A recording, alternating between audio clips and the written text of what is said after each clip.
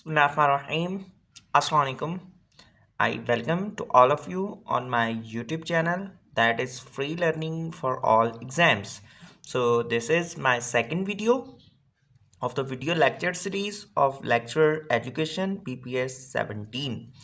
Posts was announced by SPSC. ठीक है जी।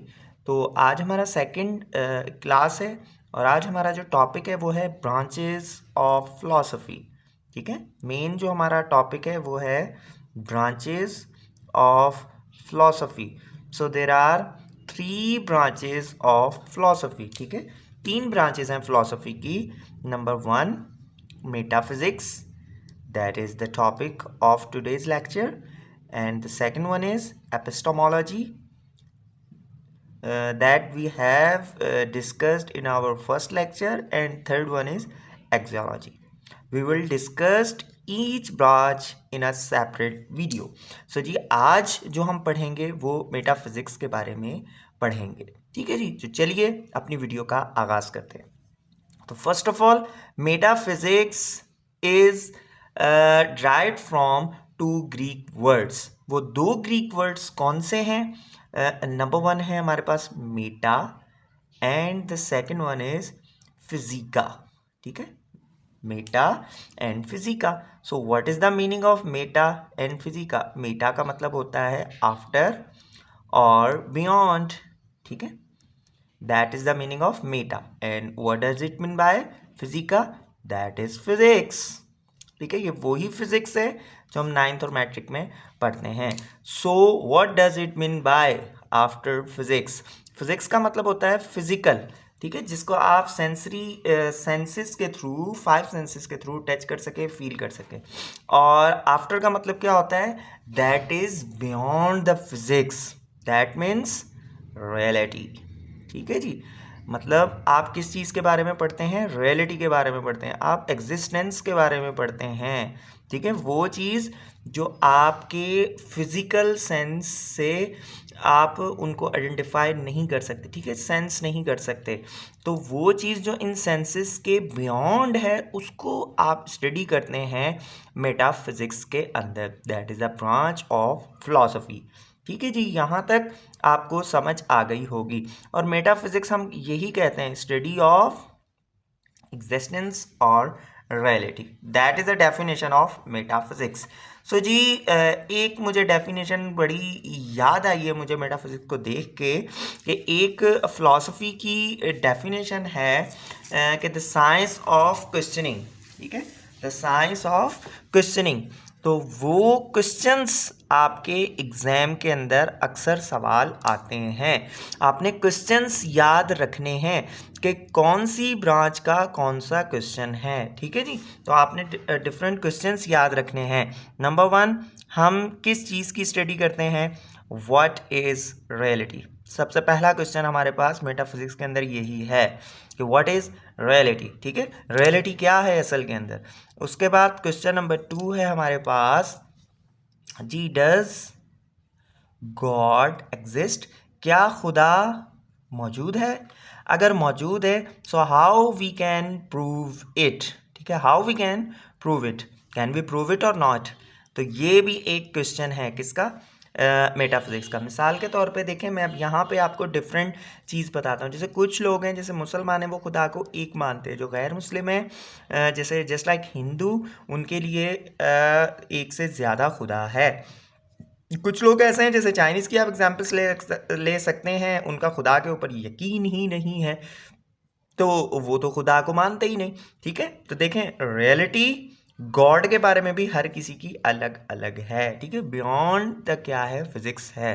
ठीक है, खुदा को किसी ने देखा नहीं है, एक कॉन्सेप्ट है।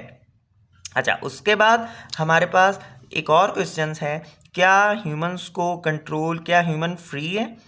ये मैं शॉर्टकट में लिख रहा हूँ, इसके नोट्स इंशाअल्लाह ताला आप इस नंबर के ऊपर कांटेक्ट करके पीडीएफ के अंदर ले सकते हैं। ठीक है जी, ये मैं शॉर्टकट के अंदर लिख रहा हूँ और आपको समझाने की कोशिश कर रहा हूँ। डिटेल में नोट्स आपको मेरा पेज है हाफिज़ मोहम्मद उवैस करनी फेसबुक के ऊपर, और व्हाट्सअप के ऊपर मैसेज करके आप डिटेल नोट्स ले सकते हैं। तो चलिए जी, हम चलते हैं आगे अपने लेक्चर की तरफ।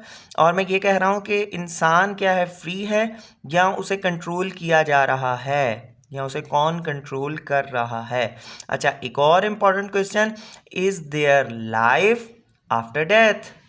Is their life after death? क्या मौत के बाद जिंदगी है या नहीं है? मुसलमानों का यकीन है, कुछ लोग हैं उनका यकीन है कि नहीं है। ठीक है, इस्लामियात का ये बड़ा इम्पोर्टेंट क्वेश्चन है।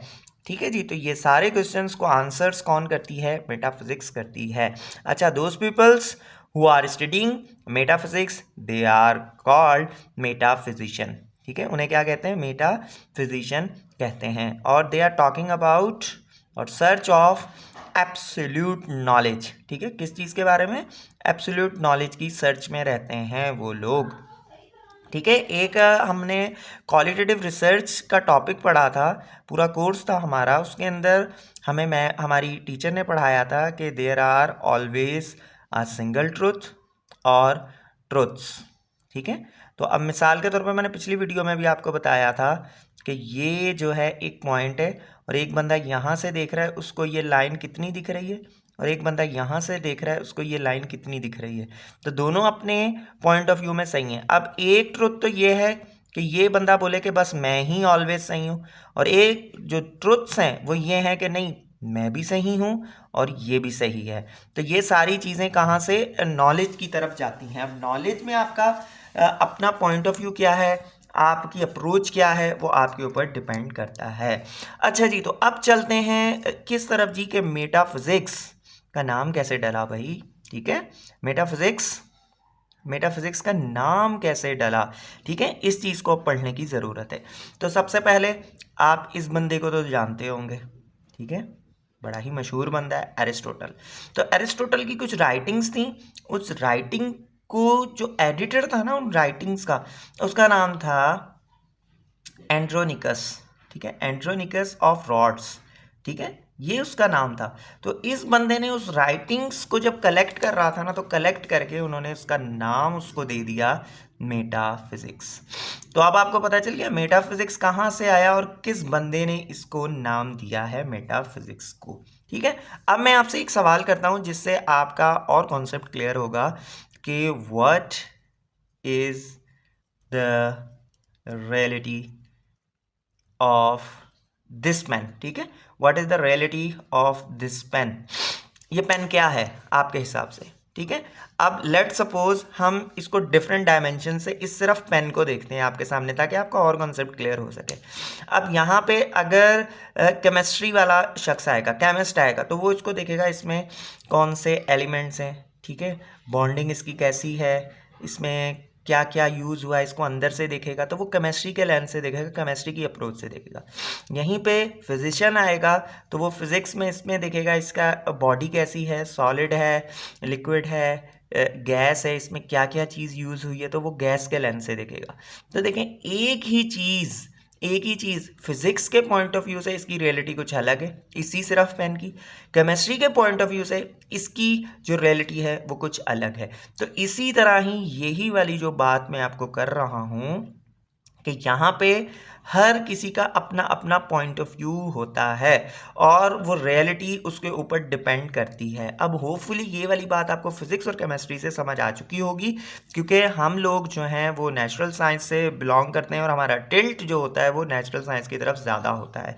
तो फिर जब सोशल साइंस के अंदर आते हैं तो थोड़ी सी हमें अंडरस्टैंडिंग बनाने में थोड़ा सा टाइम लगता है। तो इतना बहुत हो चुका, हमने मेटाफिजिक्स के बारे में पढ़ा। Now we are moving forward towards the subsets of metaphysics. ठीक है, मेटाफिजिक्स के हम सबसेट्स पढ़ रहे हैं। तो सबसेट्स कितने हैं? सबसेट्स कितने हैं? Subset, there are 4 subsets of metaphysics. Metaphysics के 4 सबसेट्स हैं। नंबर 1 हम 1 बाय 1 करके पढ़ लेते हैं। ठीक है, नंबर 1 है कॉस्मोलॉजिकल एस्पेक्ट। ठीक है, कॉस्मोलॉजिकल एस्पेक्ट। सही है जी। तो कॉस्मोलॉजी क्या है असल में, ठीक है। तो जो भी आप वर्ड्स पढ़े उनको आप जो है अच्छे तरीके से पढ़ते रहें, क्योंकि इंटरव्यू के अंदर, एग्जाम के अंदर काफ़ी दफ़ा किसी भी डायमेंशन से सवाल आ सकते हैं। सो आपकी तैयारी अच्छी होनी चाहिए और वो यही है कि आप हर चीज़ को हल्का ना लें। तो cosmology is derived from 2 Greek words. तो आप ये देख लें तकरीबन जितने भी लफ्ज़ हैं वो सारे ही ग्रीक ही हैं और वहीं से ड्राइव किए गए हैं, और वो वर्ड्स है कॉस्मोस। कॉस्मोस का मतलब होता है हार्मनी और ऑर्डर, ठीक है।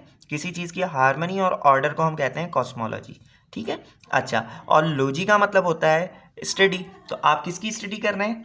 आप किसी भी ऑर्डर की स्टडी कर रहे हैं कॉस्मोलॉजी के अंदर। अब इसकी भी अंदर 2 ब्रांचेज हैं, ठीक है। कितनी ब्रांचेज हैं? 2 ब्रांचेज हैं। तो इसको ज़रा पहले हम स्टडी कर लें अच्छे तरीके से, फिर हम इसको फिलॉसफी की तरफ लेके जाएंगे, ताकि पहले हम इस कॉस्मोलॉजी को अंडरस्टैंड तो कर लें ना, कॉस्मोलॉजी है क्या। तो इसकी 2 ब्रांचेज हैं। सबसे पहले एक है जिसे हम कहते हैं ऑब्जर्वेशनल कॉस्मोलॉजी, ऑब्जर्वेशन, ठीक है, observational cosmology, number 1। Number 2 physical cosmology, ठीक है। ये 2 ब्रांचेज हैं, ठीक है। अब ये ब्रांचेस बनी कहाँ से थी? एक और बंदा है जिसके सर के ऊपर एप्पल गिरा था, पहचानते होंगे आप उस बंदे को। उसका नाम है जी आइंस्टाइन। आइंस्टाइन 17 था, उसके अंदर उन्होंने एक स्टैटिक मॉडल ऑफ यूनिवर्स दिया था, स्टैटिक मॉडल ऑफ यूनिवर्स। ये उन्होंने कॉन्सेप्ट दिया था, और इस कॉन्सेप्ट से ये जो कॉस्मोलॉजी है उसकी बिगनिंग हुई थी। तो देखिए, कॉस्मोलॉजी का आपको ओवरऑल पता चल गया कहाँ से ये आई और कैसे बिगनिंग हुई। अब एग्जाम्स के अंदर ये वाले सवाल आ सकते हैं, who is the father of cosmology? तो इसका जवाब न्यूटन बिल्कुल नहीं है, आइंस्टाइन बिल्कुल नहीं है, ठीक है, आपके दिमाग में आ रहा होगा। तो इसका जो जवाब है वो असल में वो भी एक ग्रीक फिलोसोफर ही है। तो ग्रीक्स ने जो है ना बड़ा अच्छी तरह से अपना कब्जा जमाया हुआ है हर जगह के ऊपर, आप देख सकते हैं। तो उसका नाम है एनेक्सीमेंडर, ठीक है। Anaximander is the father of cosmology. अच्छा, इसी तरह ही ये बंदा जो है वो फाउंडर है किसका? एस्ट्रोनॉमी का। ये बंदा एस्ट्रोनॉमी का फाउंडर भी है। तो ये कुछ इंफॉर्मेशन थी इससे रिलेटेड जो कि हमने टर्म को स्टडी करते हुए सीखी। अब हम चलते हैं फिलॉसफी की तरफ, ठीक है जी। तो फिलॉसफी के अंदर क्या है जी, जो कॉस्मोलॉजिकल एस्पेक्ट ऑफ फिलॉसफी वो क्या है? Study of theories. थ्योरीज को स्टडी किया जाता है, ठीक है। थ्योरीज को स्टडी किया जाता है किसके बारे में? About the origin, nature and development of universe, and development of universe, ठीक है। इन चीज़ों के बारे में स्टडी किया जाता है किसमें? कॉस्मोलॉजिकल एस्पेक्ट के बारे में। इसके भी कुछ क्वेश्चंस हैं। इसके क्वेश्चंस क्या हैं जी? यूनिवर्स किस तरह वजूद में आया? जो ये यूनिवर्स है, बिग बैंग थ्योरी हमें पता है कि ये यूनिवर्स किस तरह वजूद में आया। और इसी तरह ही क्या ये किसी एक्सीडेंट के थ्रू वजूद में आया, या इसका डिज़ाइन बनाया हुआ था, या डिज़ाइनिंग के तौर पे या डिज़ाइन किया गया उसके बाद वजूद में आया? दूसरा सवाल ये है। अच्छा जी, तो क्या इसकी जो हमारा यूनिवर्स है इसकी एग्जिस्टेंस का कोई पर्पस है? कोई पर्पस तो होगा, या बिना पर्पस के ही ये हमारा जो यूनिवर्स है वो वजूद में आया? तो ये वाली बात आपको क्लियर हो चुकी होगी। फर्स्ट जो हमारा एस्पेक्ट था, फर्स्ट सबसेट था किसका? मेटाफिजिक्स का। अब हम सेकंड सबसेट की तरफ चलते हैं और उसे कहते हैं थियोलॉजी की, थियोलॉजिकल एस्पेक्ट। अब थियोलॉजिकल एस्पेक्ट क्या है? थियोलॉजी फिर भाई 2 ग्रीक वर्ड और थ्योस, इसका एक वर्ड है थ्योस जिसका मतलब है गॉड, ठीक है, और लॉजी का मतलब स्टडी। अब यहाँ पे क्या है? ये डील्स करता है किसके साथ? Conception of and about God, मतलब रिलीजन के बारे में ये जो है बहुत ज़्यादा स्टडी करता है, ठीक है, गॉड से रिलेटेड। थियोलॉजिकल एस्पेक्ट भी किसके अंदर आता है? हमारा मेटाफिजिक्स के अंदर आता है, ठीक है जी। उसके अंदर इसके भी कुछ क्वेश्चन है। इसके क्वेश्चन क्या है? Is there a God? क्या गॉड है? अगर है तो कितने हैं? एक है या 2 है? तो ये है इसका सेकंड एस्पेक्ट मेटाफिजिक्स का, ठीक है जी। अब हम चलते हैं तीसरे एस्पेक्ट की तरफ, और तीसरा एस्पेक्ट है एंथ्रोपोलॉजी, ठीक है, एंथ्रोपोलॉजिकल एस्पेक्ट। Anthropological aspect. ठीक है, एंथ्रोपोलॉजी क्या होती है? एंथ्रोपोलॉजी फिर हमारे पास जी ग्रीक वर्ड है, एंथ्रोपोलॉजी का मतलब है जी ह्यूमन। एंथ्रोपोज ये वर्ड है, एंथ्रोपोज। एंथ्रोपोज का मतलब होता है ह्यूमन। ठीक है, एंथ्रोपोज का मतलब क्या है? ह्यूमन। तो स्टडी किसकी हो रही है जी? ह्यूमंस की स्टडी हो रही है। किसके अंदर? एंथ्रोपोलॉजिकल एस्पेक्ट के अंदर। इसका सवाल क्या होता है? इसके क्वेश्चंस भी होते हैं। ठीक है, तो फिलॉसफी जितनी भी इसकी ब्रांचेस है उसके अंदर क्वेश्चंस हैं। आपने क्वेश्चंस बहुत अच्छे तरीके से पढ़ने हैं, स्टडी करने हैं, ताकि आपको चीज़ों की जो ग्रिप है उसके अंदर बहुत अच्छी हो जाए और कहीं पे भी इससे सवालात आए तो आपका बिल्कुल कॉन्सेप्ट क्लियर हो। सही है जी। अच्छा जी, तो ये जो हमारा सवाल है वो क्या है? What is the relation between mind and body? ठीक है, माइंड और बॉडी के अंदर क्या मतलब रिलेशन है इंसान की? Question number 1। Question number 2, is mind more fundamental? जो हमारा माइंड है वो ज़्यादा फंडामेंटल है या हमारी बॉडी जो है वो डिपेंडिंग ऑन माइंड के ऊपर करती है? तो ये भी एक सवाल है कि हम माइंड के हिसाब से चलते हैं या हमारी बॉडी जो है हमारे माइंड के हिसाब से चलती है। उसी तरह ही मोरल स्टेटस क्या है इंसान के?